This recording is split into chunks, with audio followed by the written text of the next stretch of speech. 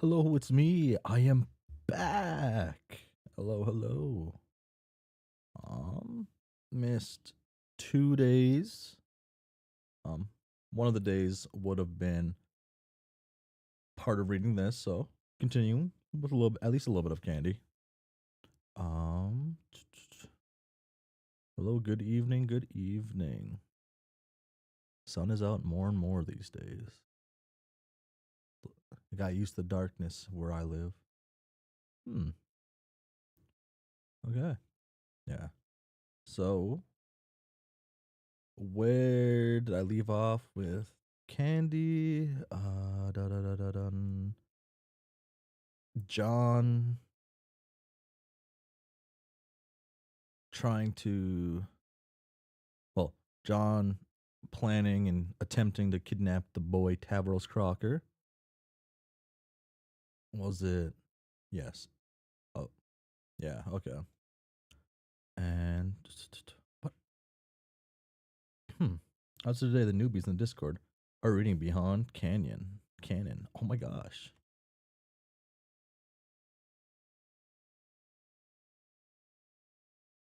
I'm always going to be behind the youngsters. Like technically, I'm a newbie. I guess it doesn't. It's not. I guess it's not like locked. But hmm. For my findings of some older polls, though, they need some different thoughts and opinions on the best characters in Homestuck. Hmm.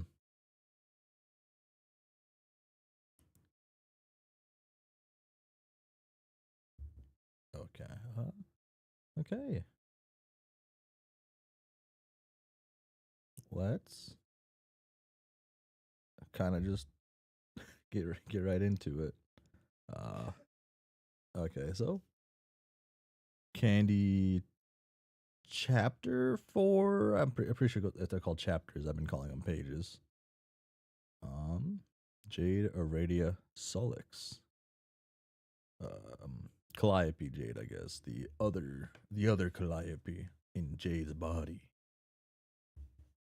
Hmm.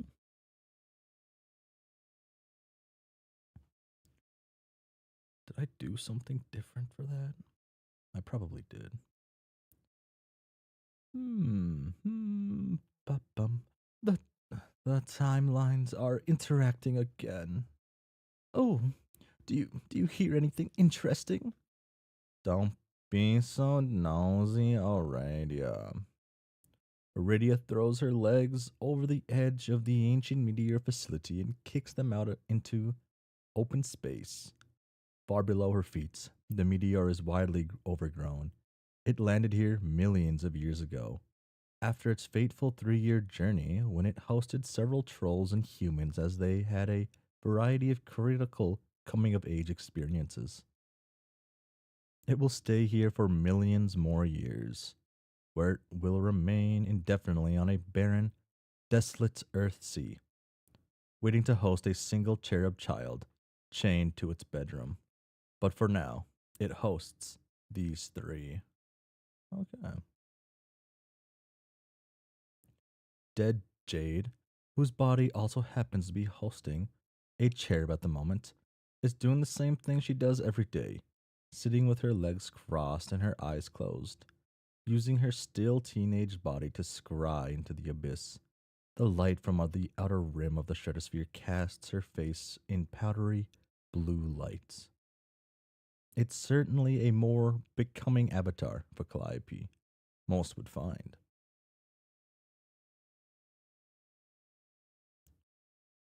The Calliope who Roxy calls a friend, in her moments of greatest self reproach, would die for a body like this. The version of Calliope who's been dead for eons, however, waiting for exactly this moment in history to reinstate her corpor- uh, corporeal presence, couldn't care less about her host's appearance. It is simply serving as a functional vessel for the crucial role she now must play. What would you classify as interesting? Oh, the usual death, romance. Astounding feats of destruction and chaos.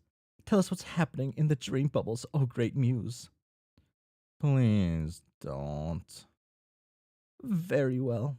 Very well. Let's see. Damn. Okay. Was it trouble in the variety of made? Here's it. Okay. Hmm. Ha. Hmm.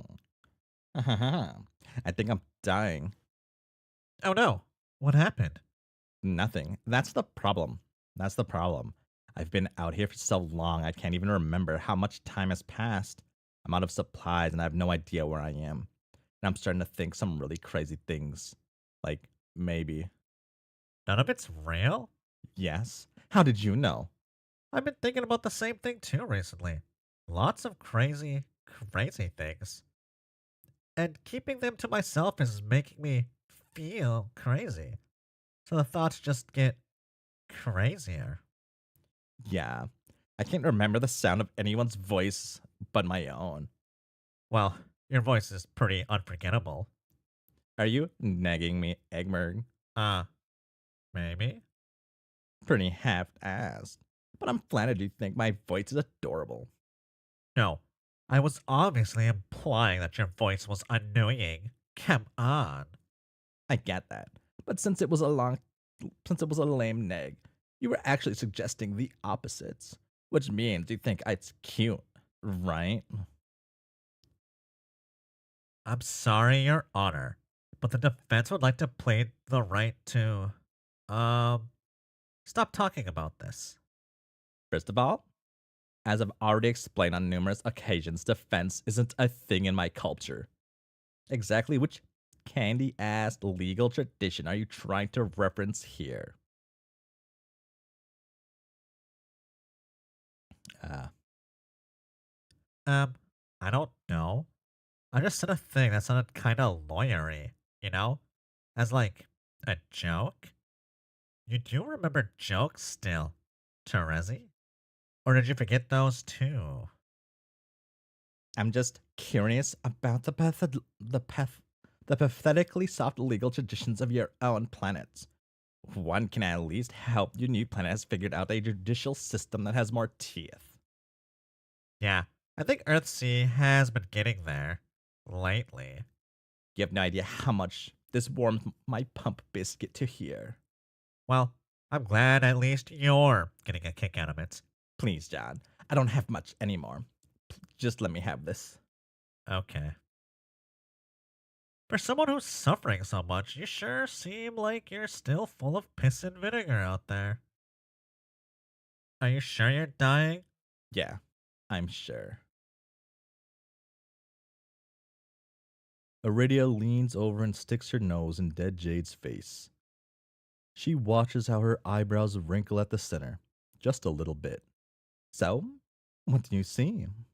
Nothing I would describe as interesting. Please stop distracting me. Okay, if you could. Okay, if that's what you really want. It is. Arania, could you stop fucking bothering her? What are we even doing here?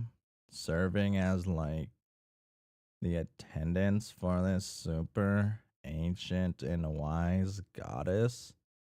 Or whatever the fuck she is? All you're gonna do is get in her face and hassle you. Oh, ah.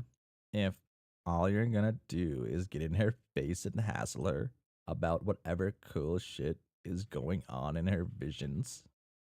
Okay, I'm sorry. I'm just really curious. No signs of her yet? No. Terezi, seriously, it's been years here. When are you going to give up and accept that she's probably, Probably what? you know, dead? Terezi, Vriska's dead, and none of us are going to see or hear from her ever again. Not even you. And you know what I think? I think that even if you did find Vriska, it wouldn't matter. Because I don't think she even deserves your friendship anymore. Oh? If she cared about you as much as you care about her, she wouldn't have fucked off like this forever. driving you crazy with doubt and uncertainty, making you chase her through infinite nothingness until you almost starve to death. Should have at least given you the courtesy of closure. That's not what Frisket is like, John. Yeah, I guess not. So why are you still trying so hard? Damn. Aradia stretches her arms over her head and yawns. She launches from her perch at the edge of the meteor facility with a little somersault, coasting through the air so that she's level with Solix's face. She gives one of his horns a little tap, a light tap, to affirm her proximity. She talks in 5 word sentences, so even I'm still in the dark about what it is she's really trying to accomplish. From what I've pieced together, she needs to stay in these trenches, or we're all doomed. Arania, being doomed is all I used to ever talk about. Even I've chilled out on all that shit now. So you don't believe her? Shrug. All I'm doing here is keeping you company, like usual. The work is important. See? Vriska wouldn't do this for you. So why are you doing this for her? Doomed. Okay, the least she could do is tell us why we're all doomed. Doomed. Doomed is not the word I would use to describe the conditions of those on this world. Even if even my work is unsuccessful, the stakes for everyone here have nothing to do with the issue of mortality. To frame the matter that way would be misleading, to the extent that it is my naturally endowed duty to defend the innocent from wanton acts of destruction, from degradation and dissolution. And it is also my duty to tell the truth to those I protect. And the simplest statement of truth for all of you to know is this: we are the lucky ones. Calliope lets out a long, thin sigh from between the teeth of Jade's corpse. It's more for effect than anything, as corpses don't actually need to breathe. We are the ones fortunate to live in a reality that is beyond the influence of the prince. Who the fuck is the prince? Oh, I like that. I like that.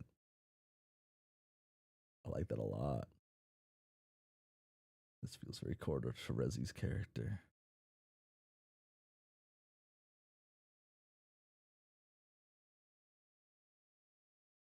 Oh, okay, okay.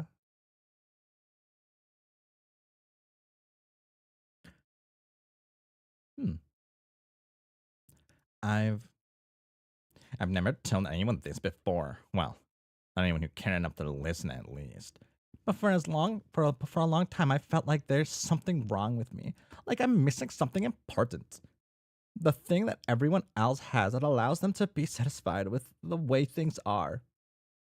Like there's a huge void inside my heart, and I'll never have what I need to be happy. Not about myself, at least. Does that sound stupid? No. I feel like that too. I felt that way for years, like maybe I died. Or maybe everyone died back in the medium, and I'm the only one who realizes it. Like, I'm that kid in the movie where Bruce Willis is dead as a surprise at the end.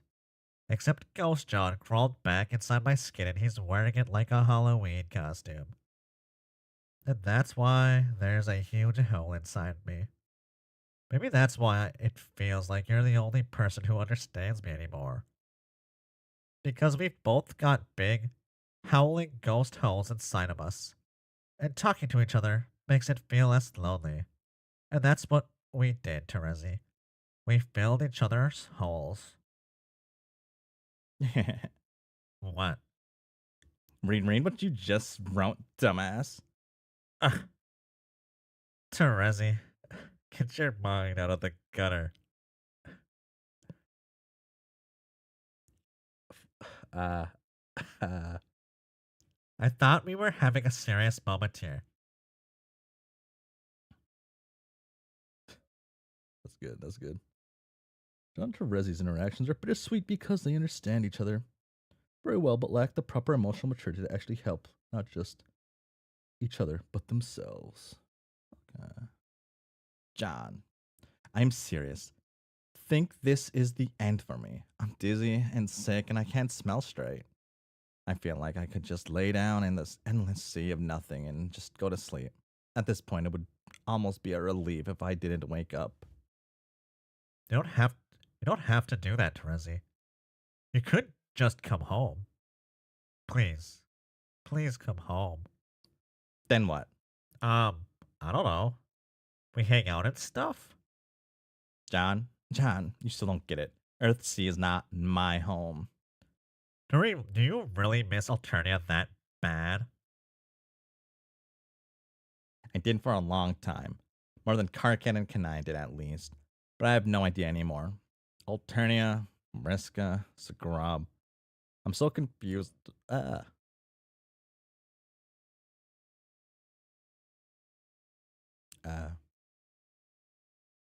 I'm so confused about what I want. Uh, I thought that not killing her would make me feel better.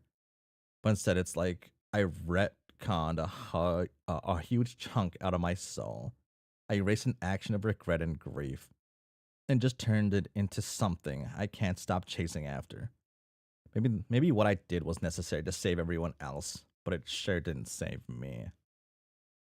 So maybe that means the only thing left to do is let her go? I can't, John. Not even while I'm on death's door, apparently. Terezi. Hello, hello. I think it's time for me to go. Goodbye, John. No, don't go. Please, please don't do this. If you just go off and die and I never hear from you again, I don't think I can handle that. John, stop this. You're embarrassing both of us. Terezi, if you had no intention of ever coming home, why did you even bother calling me? Are you really telling me that she didn't want me to talk to you out of it? I I really didn't. Then what did you want? Let's say I just wanted to give you the courtesy of closure. I left after Roxy started going into labor. So that's like a chapter, I think, a page, something like that. Dead Jade's eyes slowly flutter open. No, that's 2 pages, right? 3 pages? Something like that. She gets to her feet and brushes down her skirt. Are you done working for the day? The work is never the work is never finished until I'm able to deal with the prince myself. And when will that be? The meteor is passing beyond the fall of night. Dead Jade, standing half in light, half in darkness, looks up at the sky. Not soon enough. Boom. Fuck. Okay. Swiffer. Swiffer. Swiffer. Swiffer. Swiffer, can you? Karkat winces as the ground above him shakes, and a scattering of dirt and debris rain down from the roof of the cave. His fledgling rebellion has found cover in the spiderweb network of tunnels running to and from the troll capital, originally built to accommodate the transit of incestuous slurry from the boonies to the mother grub. Though technically regarded as a critical infrastructure project, the caves have never been used or appropriately surveyed by the world government. Back when all were but back when all were on better terms, Jane was gracious enough to believe the maps Kanai handed over were anything approaching accurate. With the tunnel entrances at the Brood pit sealed, the rebellion was safe for now. But the presidential drones were testing the grounds relentlessly, closer and closer every day now. It's not the dirt that's bothering him. Dirt is something you get used to. living hand to mouth inside a cave. It's that persistent fucking leak directly above his desk that is driving him to distraction. Swiffer. Swiffer Eggmop. Fuck. Swiffer Eggmop pokes her head into the chamber.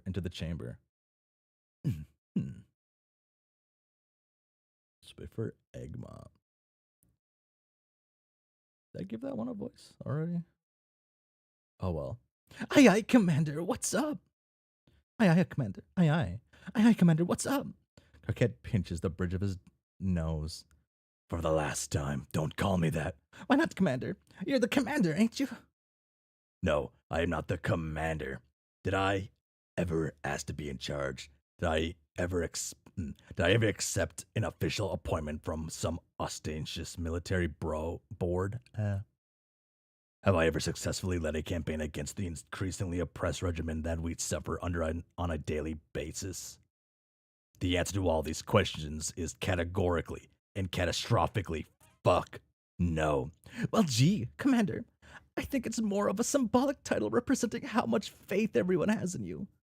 What fucking faith? As just discussed, I haven't done a damn thing to earn anyone's faith. So far, all this troll rebellion has amounted to is a whole lot of dick all, with an additional side serving of Jack Squat, followed up by a final course of getting to watch our top analyst, Clipper Borden, being forced to dance to avoid life imprisonment in a labor camp on live television and making a complete ass of himself. Shrek on the way, your biggest mistake, and how's biggest mistake? Hell yeah, it's Swiffer Eggmop. Peak.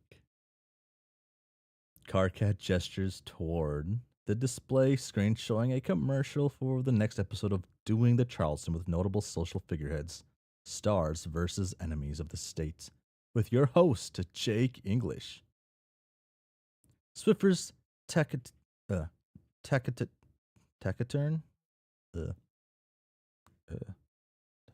was that? Broodmate, Clipper, is indeed making an absolute fool of himself in the recap from the previous week's show, failing to keep time with the jaunty beats and struggling to knock his knees together with the required vigor. The fact that he's shackled at the wrist doesn't seem to be helping. Poor Clipper. He could record a stat like nobody's business, but no one ever taught the boy how to dance. If only we knew, this all could have been avoided. No, he shouldn't have to dance if he doesn't want to. That's what this is all about, Swiffer. Oh. But that's the point. If I can't even save one of my Latunettes from mortifying public embarrassment followed by a lifetime of hard labor in the cake mills. If I can't protect members of the so-called resistance from the fickle and cruel vagaries of Jane's insane past pastry-based shadow dictatorship, how are we supposed to protect the common people? Swiffer frowns and tugs at the kerchief around her neck. Golly, look, Commander, that's a big question that I think you gotta take up with someone more in the know than myself. I just swift the floors. Oh, yeah, right. Speaking of which, the leak in the ceiling. Carcat throws both hands in the air melodramatically. A drop of stale water plops on his nubby little horns. You know, right above the place where we keep all of our fragile logistics equipment. Didn't I tell you to fix that a fucking week ago? Well, sir, you told me to take care of it, and I'm sure as heck took care of it. Then why is it still leaking? Oh, by fix, did you mean that you wanted me to plug the crack? What the hell did you think I meant? I thought you meant for me to mop up the water that had gathered, and then use the water to swift the bejeebus out of the floors, which is, by all accounts, what I did. Carcat gapes at her, open-mouthed. She grins back, unaware of any mistake on her part. The only thing he can do is bury his face in his palms. Ugh, you know what? I'm going to get some fresh air. By the time I get back, I expect the hole in the ceiling to be swiped. The fuck closed. Swiped. I gotta get this stuff in my brain. Or at the very least, put a fucking bucket under the leak or something. Sir! Oh my gosh! A bucket? Should we be seen consorting with a bucket together? Oh my god. Grow the fuck up, Egg Mop. That's pretty good. Uh, Swifer is hilarious. He stalks past his blushing assistant with a belabored sigh. Karkat has lived with humans for so long that he's grown used to seeing buckets regularly defiled. Now that he thinks about it, he realizes Jade has used more buckets to grow snap peas in her living room than any troll has used for the purposes of reproduction in the entire history of Earthsea. The bucket taboo is largely emblematic at this point, an empty signifier for an endangered culture. As he hmm, as he stomps through the winding tunnels, thinking very hard about this incredibly tragic thing, his speaker crab crackles to life. Hmm, hmm, hmm. Well, that was a lot. Oh shit. I didn't realize you were still on the line. We hadn't finished our conversation about the clandestine transportation of the mother grub, which I hope you realize is still in operation of grave importance, at least on par with the terrible threat of the leak in your office.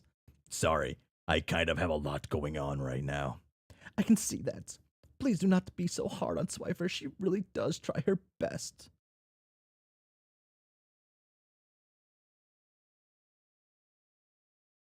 Yeah, I know.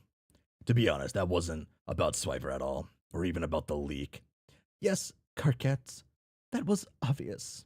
Yes, yes, Karkat, that was obvious. Rose and I have been following the dance of tribunals very closely this month. Your lieutenant does not have a chance, but do not let it weigh heavily on you. Everyone who joins the rebellion knows that being exiled to the cake mills is a very real possibility if they are caught. That includes you, Karkat. If you bear the responsibility for the lives of every member of the rebellion, you'll crack under the stress. And as much as you are loath to admit it, you are the face of this movement. Yeah, I hate it. But you're right. Fuck you. You're always right. As my wife likes to tell me often. Fuck her. She's always right too. How the hell do you two tolerate each other? Quite thoroughly, enthusiastically, and often. Wow. Okay. That's enough of you for today. Oh, I'm sorry. I did not mean to rub my interspecies happiness in your face. I understand that it's a sore subject. The only thing that sores my eavesdrop funnel from listening to your endless mothering. Carquette, I am sure that if you were just don't call Dave and ask him to join you. Wow, is that another cave-in I hear happening suddenly all around me? He would be at your side instantly. Kanaya, we're being overrun by Imperial drones. It's horrible. There's death and fire everywhere, and also I can't hear a fucking word you're saying. So if you were to ever, ah, so, so if you were to ever to omit to reference this conversation in the future, I would have no idea what you were talking about. So it would probably be best for everyone involved if you drop the subject and never mention it again. Okay, Carquette. Have a good walk. I'll talk to you about the mother grub tomorrow. Goodbye and take care. Oh, yeah, you take care too. Talk to you tomorrow. Hmm. Carquette makes extra triple sure that he's actually hung up on Kanaya for real this time by fiddling with the tiny claw on his speaker crab until it's in the off position. The action of tuning his outdated wristwatch is interrupted by another earthquake rumbling around him. This one sounds different, however. He knows the sound of a drone strike like the back of his hand by now. It's a low, creeping bell that pulses through the ground in waves. This sounds more like an impact that left a crater. The last time something struck the planet that hard, it was Jade's creepy undead corpse. Carquette runs for the nearest exit and cautiously pokes his head out into the clearing above. There's a figure in the smoke. Her stumbling silhouette includes an unmistakable pair of horns. She takes 2 steps out of her crater before falling flat on her face again. Carcat runs to help her, putting her arm over his shoulder and dragging her out of the dust cloud from the impact. Mina, what the fuck are you doing here? Oh my god, it's Mina. Sigh. Oh, it's time. Sigh. Mina blinks up at him with a pair of eyes that seem different to him somehow, but he can't put his fingers on it.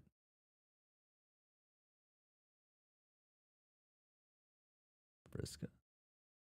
Somehow? No. He has to admit, it's been a long time since he saw her. She seems singed? Woozy, but mostly undamaged. Wow. Wow. Shouty McNubbs, that yo. That's still not my name, but yeah, nice. Whatever happened to fighting Lord English? Did that work out or what? Nah, it was a total wash. Oh. I almost wish it'd been anyone else. Oh, the second most important dance, since it seems like the right call to reuse for this. Carcat continues inspecting her without much concern, or coming across as weird. He knows something's off about her. He just can't figure out what. Then a reflective gleam catches his eyes. A gold ring on her finger. He glances back up to look in her eyes. They aren't blank like all the other fallen ghosts' eyes are. Damn, you don't like the goat? No. Uh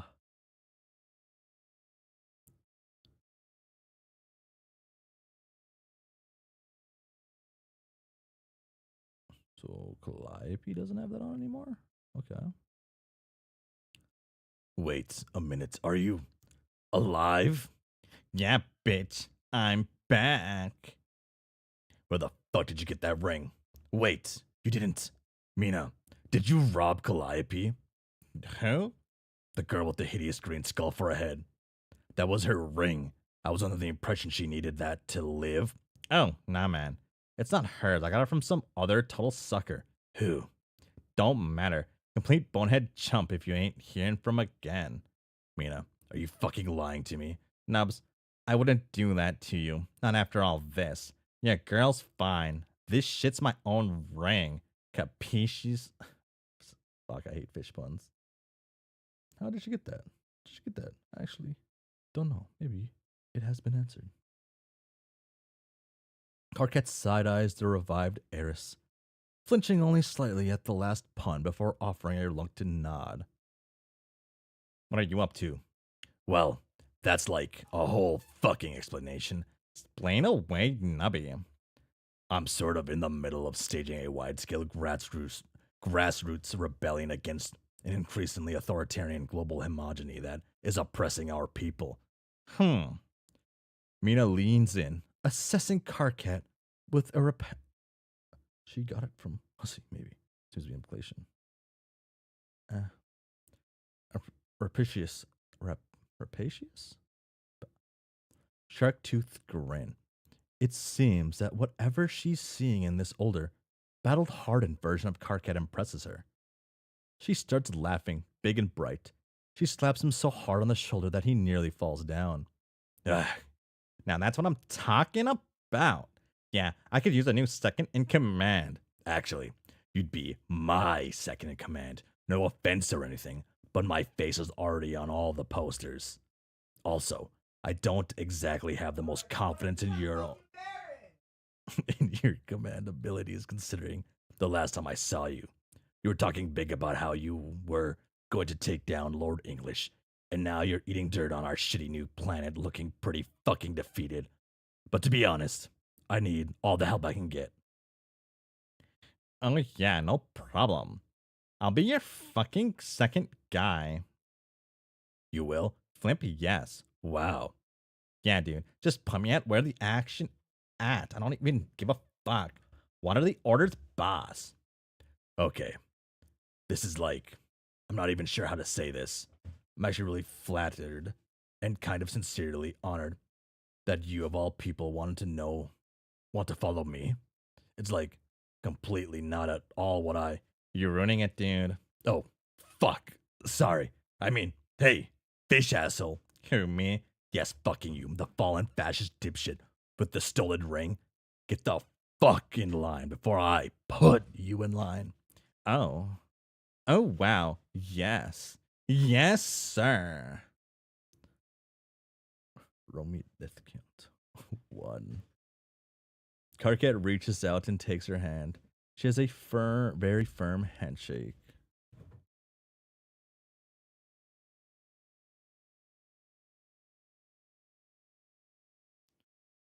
She's a very firm handshake, so firm that Karkat winces an eye shut when she squeezes and hopes that she doesn't notice how much his smile is turned into grimace. Above them, the sky tears open again and again. A new wave of ghosts pour in from Mina's doomed assaults.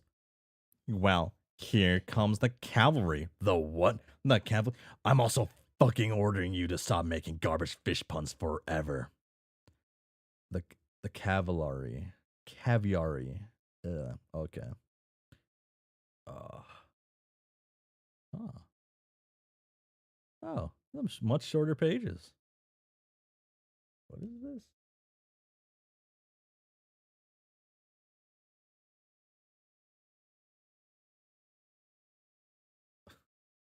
Uh, sorry, I had a funny Discord message.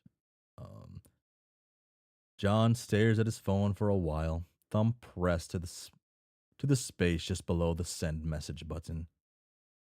He realizes he's not dwelling so much on the content he's hesitating to send, which now that he's looking at it, seems no less vapid than anything he tends to bother Terezi with online, as he is on the nature of this correspondence they have,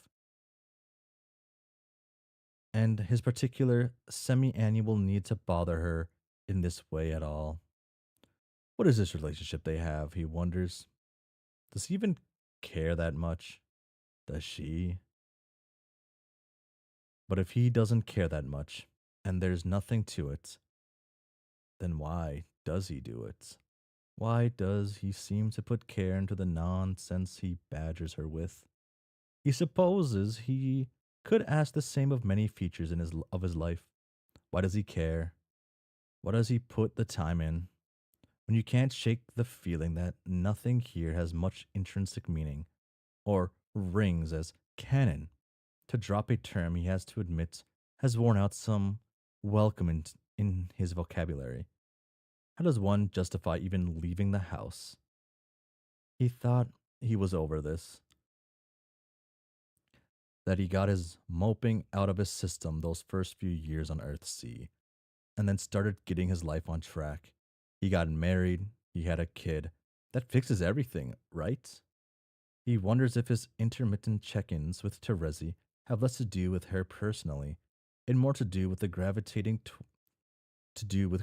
towards someone who's still out there, someone who can still lay credible claim to functioning as an agent of relevance, a person who hasn't entirely forfeited their volition, integrity, just like voli-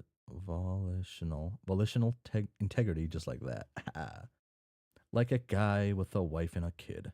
Heh, not a bad joke he just told himself. He has to admit. But it's not satisfying because it's probably not the answer. The truth is, he thinks he just keeps texting Terezi because she's the only one he knows who isn't here. John drifts aimlessly through the atmosphere for hours, thinking but not thinking. The forest below him grows thin, alien. He floats past the border of the Troll Kingdom, where the grass starts to get sparse and gray, and sets down in a quarry surrounded by bare, thorny bushes. Instead of the flower, instead of flowers, they're sprouting throbbing yellow pustules. John touches a branch, and one of the pustules bursts, leaking mustard-colored slime everywhere. How could you be homesick for a place like this? John wonders. Then he remembers Terezi once told him about the place she grew up in, a quiet forest of blueberry and cotton candy. A canopy so dense she had to walk minutes from her house to to be exposed to the sun. Even Alternia had beauty in it, but John is sure that Earthsea probably replicates it the same way it replicates everything else. Thin and garish and fake, fake, fakety fake. A bad photocopy with the ink setting turned to high contrast. A sunrise that casts no shadows. He's been contemplating this melodramatically for maybe 10 minutes. The sky rips open above him and flashes violent waves of red and green across the landscape. Having dead trolls deposited from the sky like this is far from the unusual these days. But what comes plummeting out of the rips in space above this time isn't troll shaped at all. It looks more like a meteor, a flash of metal and fire screaming towards the planet, trailing thick black smoke behind it. It outpaces the flames for a moment, and John recognizes it. It can't be. There's no way, and yet there's no mistaking it. It's his father's car. A whole ton of white metal oxidizing in the heat, the windows all smashed open. If anyone's in there, he can't make them out. John feels like he watches the car descend and crash against the earth in slow motion. It hits the ground with an impact that reverberates for miles. He's never moved so fast as he does to reach the crater. He skids to a stop at the rim below. The car is twisted and steaming, curled into horrible, jagged edges, but the black half is mostly intact. He sends a thrust of wind through the back of the carriage to blow both doors off and crawls inside to examine the seats. Just to make absolutely certain no one was in it when it crashed, the metal frame is still so hot that the air around it is sizzling. But John doesn't care. The back seat is a mess. It's smeared with shaving cream, with little bits of something strewn about. He pinches some of the dry, brown, flaky substance and sniffs it. Is this tobacco? Mingling with the shaving cream, there are red bloodstains, but no flesh or bones or anything signifying the remains of a person. John puts a hand to his chest and sighs with relief, disappointment.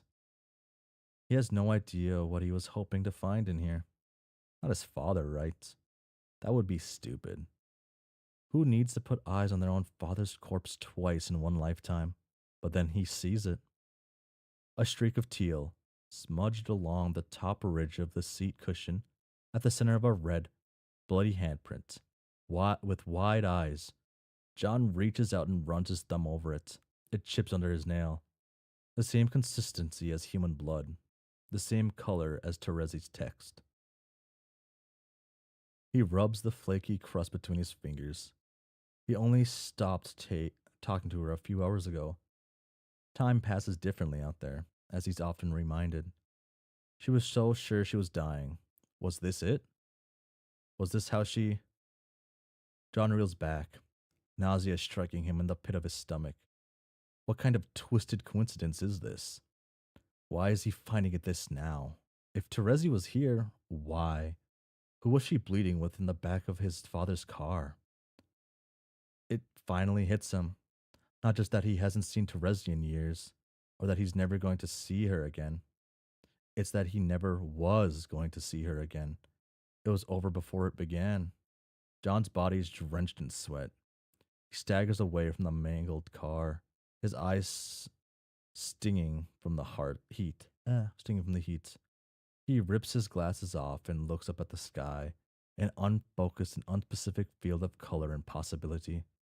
It looks like a flat canvas to him, yet behind its flatness he knows it stretches back through an infinite expanse of pointlessness, a limitless field of uncaring. It seems to mock him. He points his eyes at the sympathetic dirt instead. The soft earth seems to beckon him, and he finds himself sinking to his knees, fingers digging into the disrupted soil. It's still warm, humming with energy from the car's meteoric fall. The sight of his arm stretched out in front of him warps his blurry field of vision. bending and shimmering in the dying lights. John realizes he's crying when the first wet droplets fall onto the back of his hands. They mingle with the dirt around him, turning the comforting earth to sticky mud. He doesn't get it, and he never has. A choked sob forces its way out of his chest. His fingers flex into claws, gathering up dirt into his shaking fists. He bears down until his knuckles turn white and his fingernails press sharply into the flesh of his palms.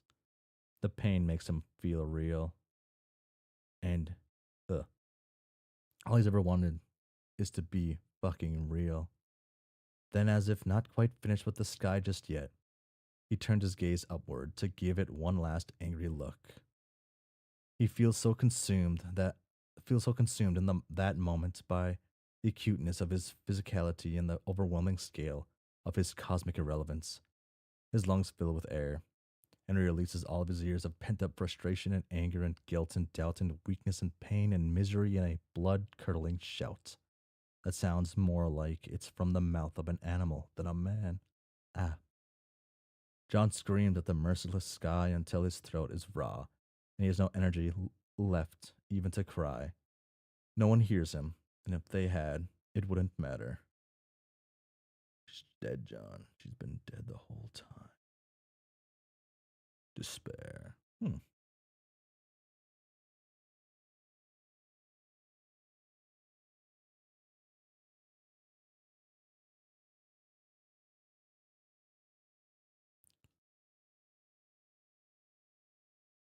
A pa- when was the last time there was a page with no like talking? That like added like quite a bit of quite a bit to it. I'll be right back though. I have to do something. Ah. Oh, I hit the wrong button. I'll be right back.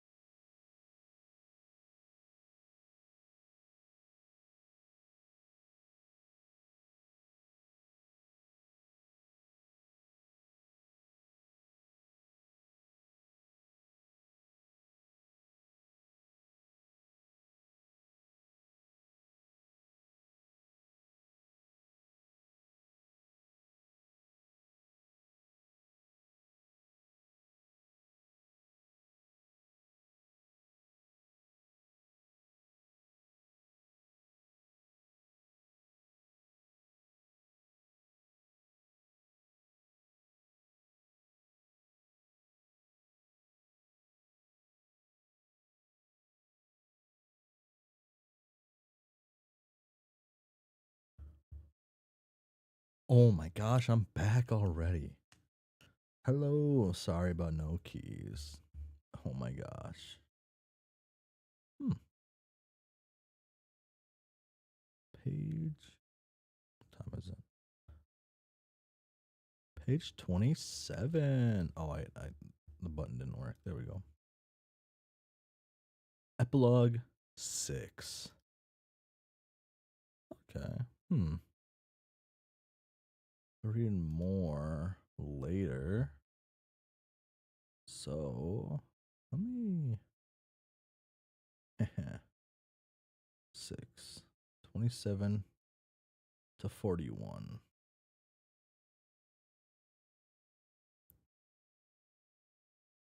I don't know how long these pages are. Hmm.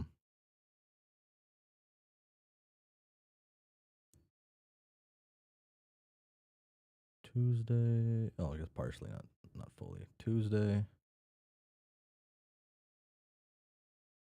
Not Tuesday. Wednesday. Or yeah, today, Tuesday, Wednesday, Sunday. Wednesday?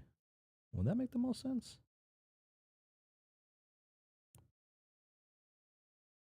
Hmm.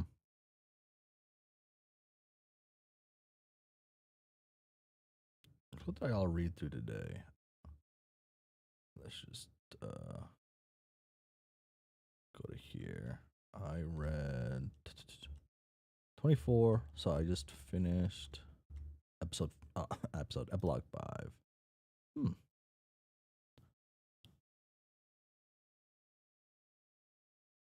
I think almost an hour of reading's good for now on for Tuesday. Be a little like normally is a little shorter. Well, trying to get it a little shorter on off days if I do read. I read this Tuesday just to make up for kind of like Sunday. Hmm.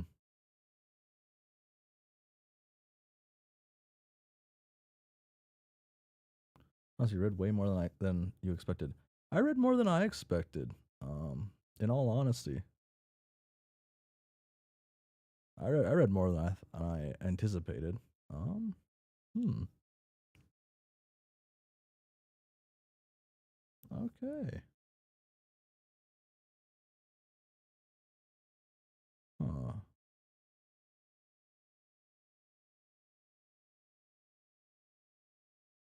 Oh, one thing I will say real quick is at the convention I was at, I am like I am like 99% sure I saw someone cosplaying as Vriska Miriam Lalonde. Is that their name?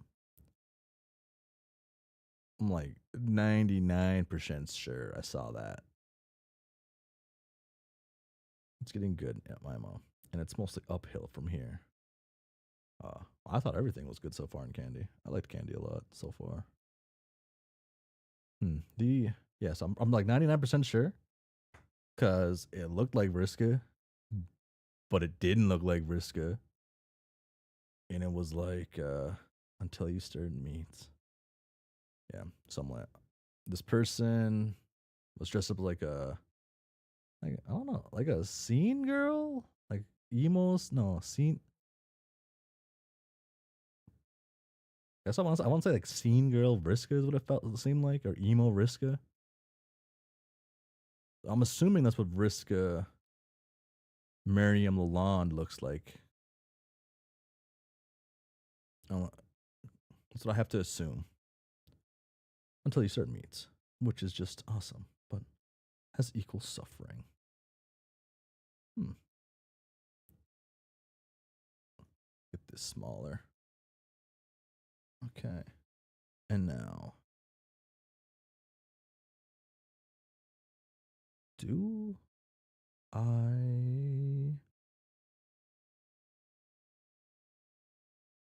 Hmm. Okay, I thought pages would take longer than they did. Yeah. I thought they would take a bit longer. Who else did I see cosplay? I think I saw it in Aradia. Did I see a Solix? Maybe. It's just because easier to distinguish. That I saw. Well, man, I swear I saw like two or three more, and I can't think of it. I'm pretty sure there was like some. I know there was Homestuck merch being sold, like art at the artist stuff. I didn't buy any Homestuck stuff. Anytime I see a Homestuck thing at a convention on sale, I ignore that booth in case there's any strange spoiler. I'm like I'm virtually past all the main important stuff I feel, but Who know? I don't know how far beyond canon is, right? It must be fairly far. With some cool little things. Uh,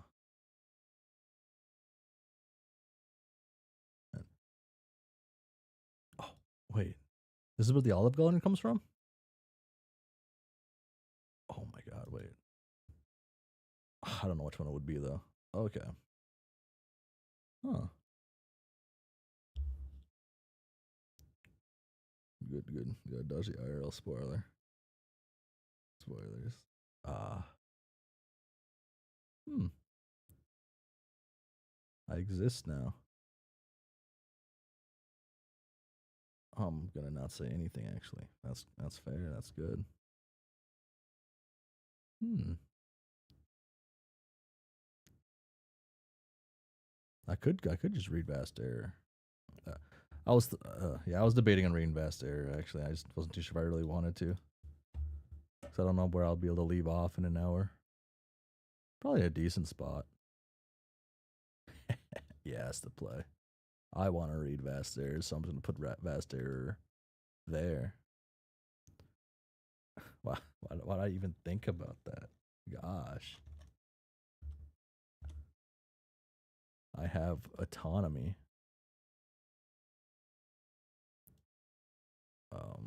Ciao. Gosh, wow. Oh, wow, wow. Oh, it's an intermission. uh, what could what could they even do for an intermission? What would make sense? Oh, boom. I guess just this guy, this lad. Hmm. Yes, yes, this is the play. Master character tier list. Uh, earlier part Act 3 candy in air terms where all the shit gets peak, peak, peak, peak is good all the way through. I know. Uh, me for real, for real. Okay. Yeah, I'm gonna read Vast Air for a little bit because I want to read Vast Air. uh, um, let's be weird. Let's do like do this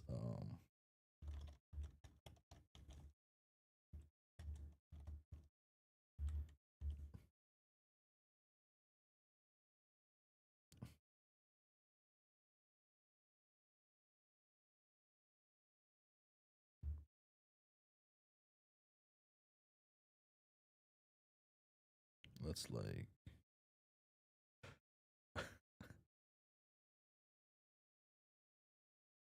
here we go. This is this is what the people require in 2026.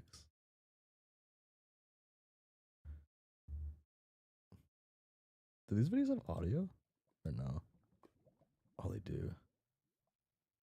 How loud is the audio? There we go. Oh, oh, that scared me. Oh my god, that scared me. Actually, oh my god, the loud beep. It's much louder for me. Oh, okay, this is. I want the beeps to stop. There we go. Intermission one. It is good to see you again. The last display was quite the spectacle, was it not? Even if it's only served to raise more questions in certain regards. It does bring me great joy to see the pieces of a narrative come together with due gravitas and flair for a finale. Oh, oh, that glass is loud. Oh, okay. Speaking of questions, I'm sure you've more than a few regarding what you just saw, correct? Well, I would be absolutely delighted to provide you with some insight, of course, There are only certain key points I'm allowed to bring to your attention.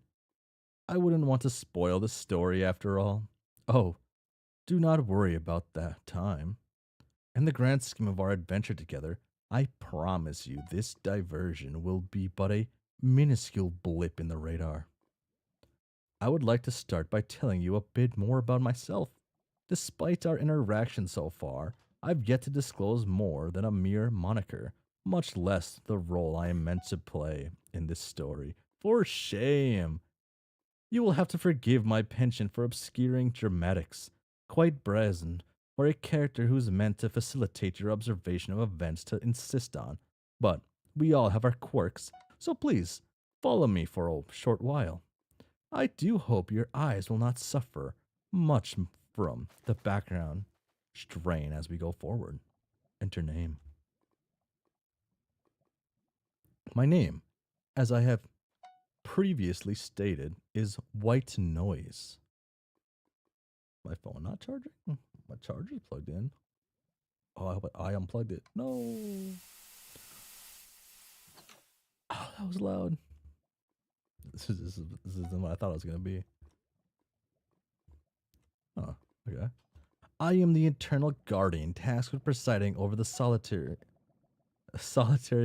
universe and all that it encompasses. All the mother of life and existence, Kafara, created me to act as the mediator between her creations and those of her split equal. Gaian? Gaian?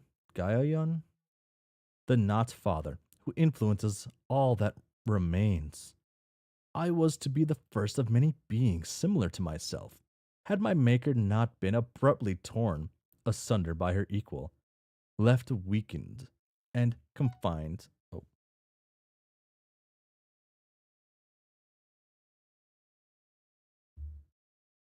confined to the single life bearing world she was able to craft beforehand.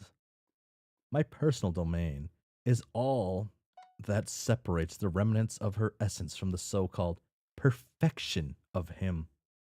This planet, which I have looked after for many eons, expires and is born anew in a constant cy- hmm, cyclical pattern. As it and its universe shift after death, so does my own form, a personal memento of the worlds and lives that were lost. Currently, I preside over Ripaton, home of a species referred to as trolls, and of the 12 heroes we have been observing. In every universal instance, these 12 souls are destined to manifest at the same time, so that they may find communion inside a medium. This is achieved through participation in a game of my own design, a game devised with the express goal of documenting iteration, each iteration of reality, and ultimately restoring my creator to her former beauty. To that end, this present iteration holds what I believe to be a perfectly crafted failsafe. I must hope it will serve its purpose, as this attempt is the very last that I will be able to oversee, as I am fated to return to the All Mother at its conclusion.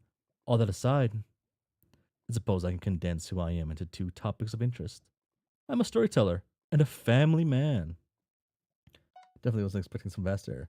Thought we'd be going back to music. Ah, I wanted to read Vast Air, so I went to Vast Air. I wasn't expecting that pose. Little saucy, little saucy. Our current location is called the Static, my aforementioned domain. Domain expansion. It exists outside of the bounds of our narrative, separate from the universe you have come to know. Here, physicality is malleable and there is no set beginning or end to things, only me and the components of my willed kin. This realm's purpose is to act as a barrier between life and the cold embrace of the void, enshrouding the outskirts of existence with my essence so that the Not Father is rendered incapable of breaking through and finishing what he started. It also doubles as my personal living space, providing me with all that I need in order to maintain my work. How do I obtain and preserve resources in this visually abrasive emptiness? Well, for now, let us say that I possess a very active imagination. What is the game? The game. Repeton, as in repetition. Oh my god. The game. I love the game. Gosh. I'm I'm not even old enough for like the game to be like part of what I like was. I only know the game because of my older brother. Uh I am a zoomer. So I'm not like such an kind of like an awkward like generation, high key. This, as of yet, mysterious game is not of any intrinsic importance. Its value lies in serving as a stepping stone for our heroes, devised to propel the development forward so that they may seize their destiny. A mere plot device, if you will, one that I used as a tool to guide and enlighten each of its former iterations while in a constant state of fine tuning. I've always held this same purpose. It has, sadly, never worked as fully intended, despite my tireless work to be to hone the process over countless universal resets. Only now, as we ready ourselves for the final curtain drop, do I believe it to be in a state fit to produce a successful outcome. Even so, the desired out conclusion will be anything but easy to reach. But oh, oh, oh my god, that's so loud. Oh my god. Why'd I turn down for stereo and not myself? The game is yet to be. The game is yet to properly. The game is yet to properly start, and I've already had need of invasive measures. So as to ensure certain standards are met, an unfortunate necessity, I'm afraid, sometimes the working of complex systems require a forceful hand. I must hope these precautions will prove sufficient.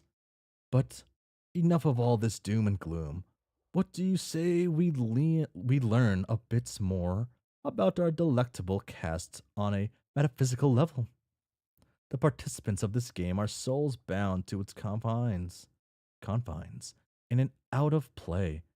It is the reason they live, the reason they die, and the reason this cycle has repeated itself for so long.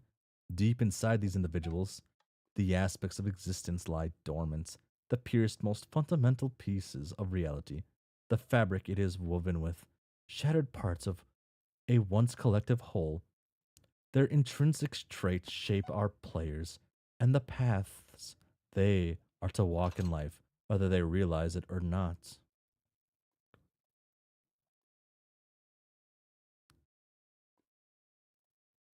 Okay. Taking only a single facet of a person into consideration paints an incomplete picture. However, these young trolls stand in classes of all their own.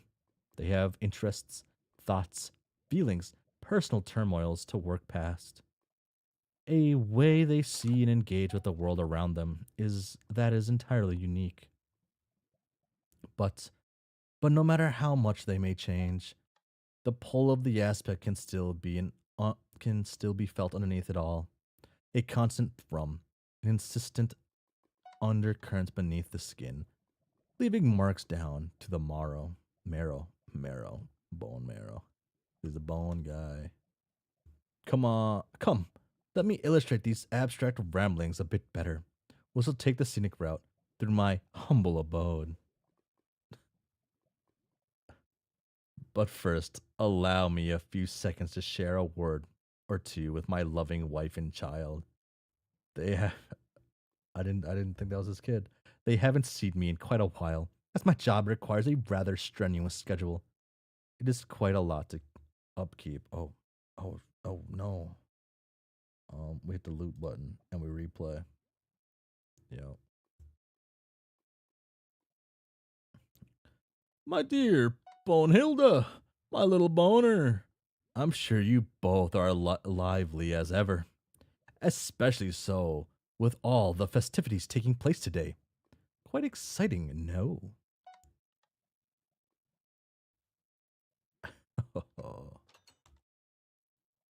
Oh, is that so? Well, Boner, you know the rules. Listen to your mother, and don't you take that tone of voice with me, young man. Have you forgotten that I am the one who provided you with this nothingness that you call home? Forgive my slight outburst. Boner is quite the troublemaker. He always says the most outlandish things. You could probably put them on t-shirts, coffee mugs, and who knows what else. Damn, this guy's a wife and kid. He is a family man. He's a family guy. He's going to grow up to be a star. I know it. By which I mean he is inevitably going to shine, darken, and explode. Just like his dear old father. Ah, but look at me go on and on about family affairs. No more small talk. Here we are. Enter room. Bum bum bum. This is quite literally where the magic happens. I like to call this my workspace, even though the majority of what you see here is more facilitated by my own hands rather than crafted wholesale. I do possess a modicum of influence over the planet I watch over.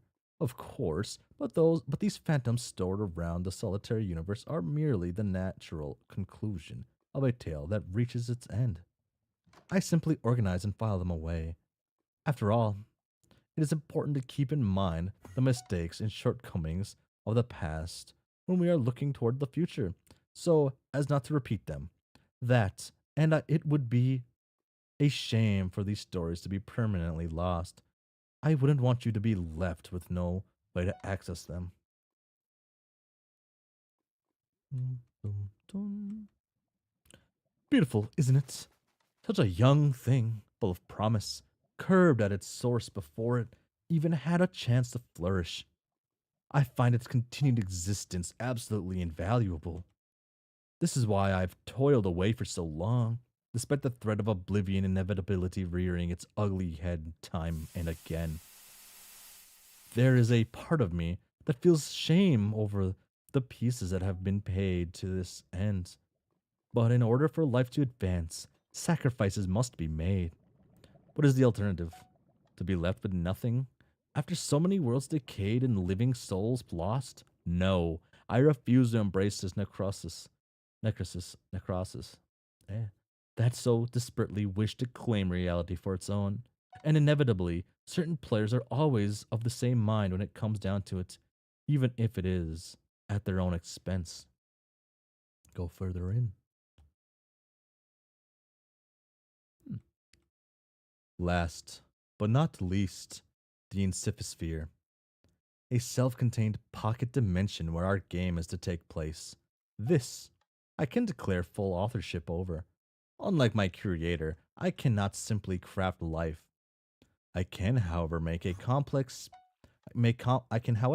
make complex spaces and manipulate objects, shaping tangible and intangible non-living matter alike.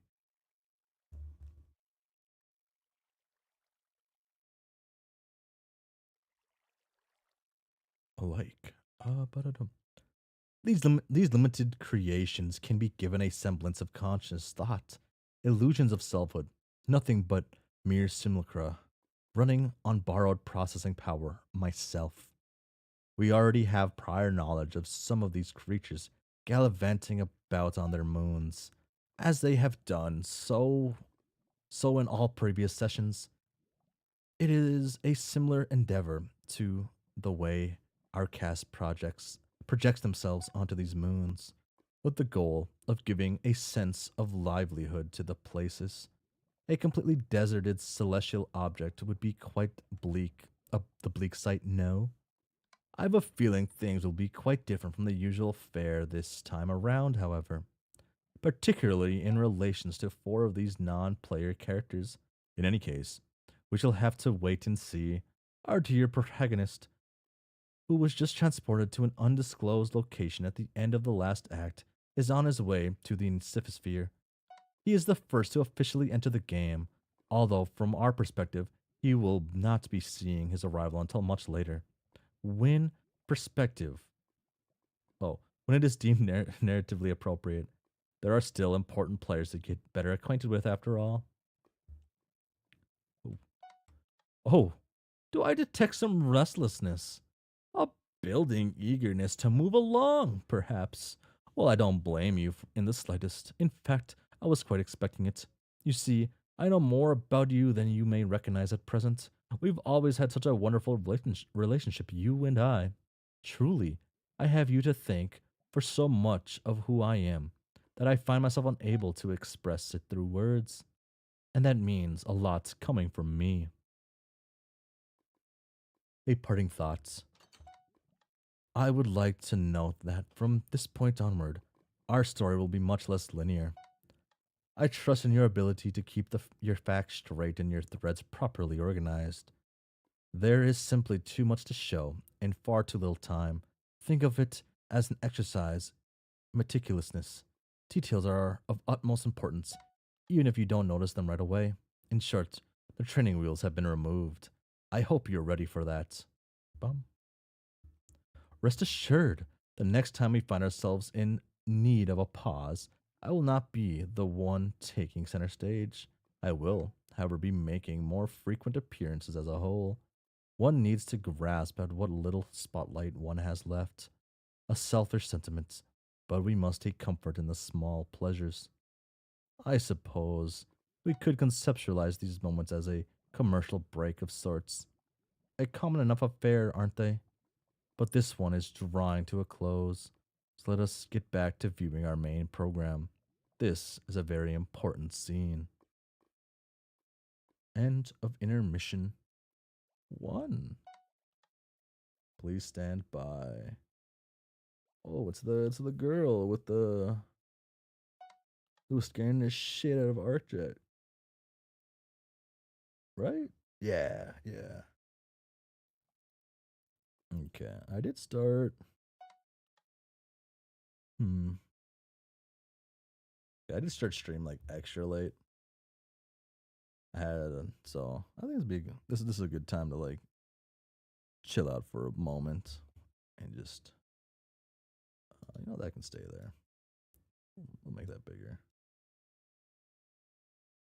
All right. Yeah. I ended up having to do some work stuff a little later. I actually didn't actually fully complete the work thing. I was unable to figure out things. I was kind of like the middleman between people, weirdly. Um, but yeah. So tomorrow is Wednesday. I'll be back at the regularly scheduled time, 6:30 p.m. CST, real people time. I do believe you could also refer to it as -6 hours GMT, I believe.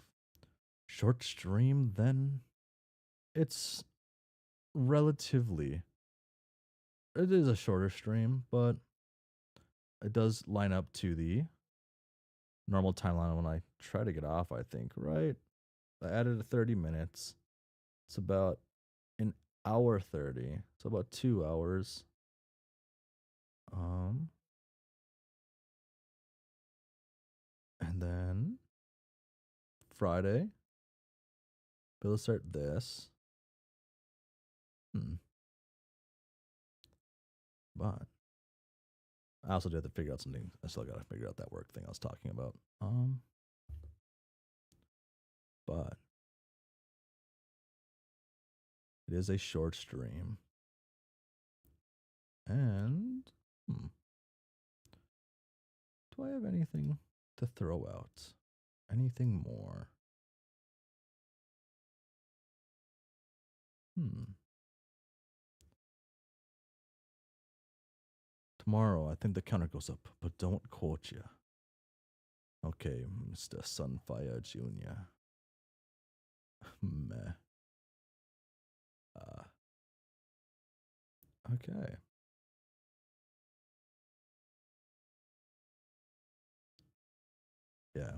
But huh, hmm. Think you'll be able to finish a chapter? Uh, tomorrow, tomorrow I should be able to finish probably more than I finished today. I will probably be live a bit extra tomorrow. Yeah, tomorrow I'll be live longer than regularly programmed, even though regularly programmed doesn't line up very often. Um, hmm, yes. And then, oh my gosh, same time as today or early. It'll be the normal time I normally do. So, about 30 minutes earlier than today is when I'll start tomorrow. Um, hmm. I, yeah, that is the most convenient time for me to start is 6:30 in the real people time. Yes, yes, yes. And yeah.